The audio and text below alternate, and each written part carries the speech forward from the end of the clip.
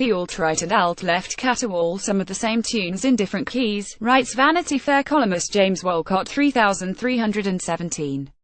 President Donald Trump sparked outrage Tuesday afternoon after he equated Nazis and counter-protesters in Charlottesville.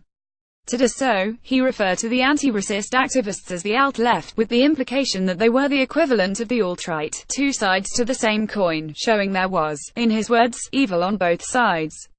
It's important to remember that the alt-left rhetorical gambit, deliberately equating leftists with the alt-right, itself a euphemism for internet-savvy racism, was popularized by centrist pundits and Democratic Party apparatchiks in an attempt to stigmatize and smear those challenging the center-left establishment.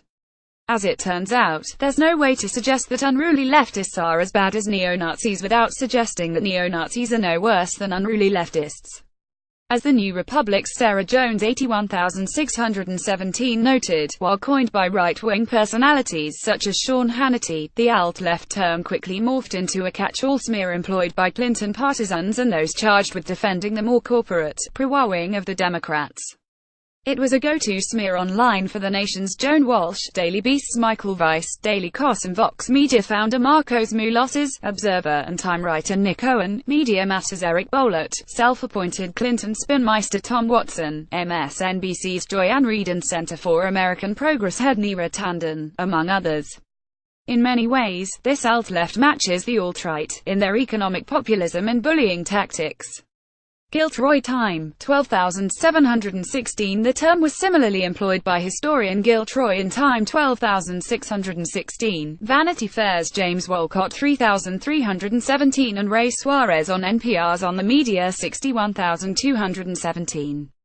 All these pundits and writers presumably thought equating leftists with Nazis, the logical implication of the alt prefix, was an easy way to score points and position themselves on the reasonable liberal left. What they did instead was provide fodder for anyone on the right, looking to trivialize the threat of an emerging neo-Nazism, to both sides the problem out of existence. There are hundreds of ways to criticize the left that don't involve likening them to Nazis, but these weren't the ones settled on by establishment defending flacks in urgent need of a smear against left critics, especially after the disastrous 2016 election. The reliance on Nazifying Sanders backers, socialists, anti-fascists, anarchists and a whole host of anti-right, anti-centrist activists fed the toxic ideological stew that made Trump's false equivalency not only possible, but entirely banal. Labor under Jeremy Corbyn offers a cautionary tale for Democrats as they attempt to rebound from a humiliating 2016 loss to Donald Trump, The Washington Post 43017 wrote. The extent to which horseshoe theory pablum is drilled into people's heads by everything from public schools to pop culture can't be overstated. Even everyday political terms, from moderate to extremism, from radicals to the center, are highly normative labels, tossed around without much thought. What constitutes extremism is just as ideologically worthless.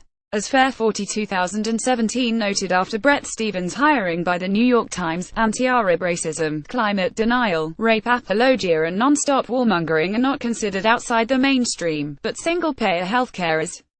UK Labour leader Jeremy Corbyn was routinely called hard-left. Washington Post, 43017, far-left The Atlantic, 61317 and Fringe New York Times, 9516, loaded labels meant to deride, while he advocated objectively popular programs such as free college, shoring up and protecting the National Health Service and raising taxes on the wealthy. Fair.org, 9616.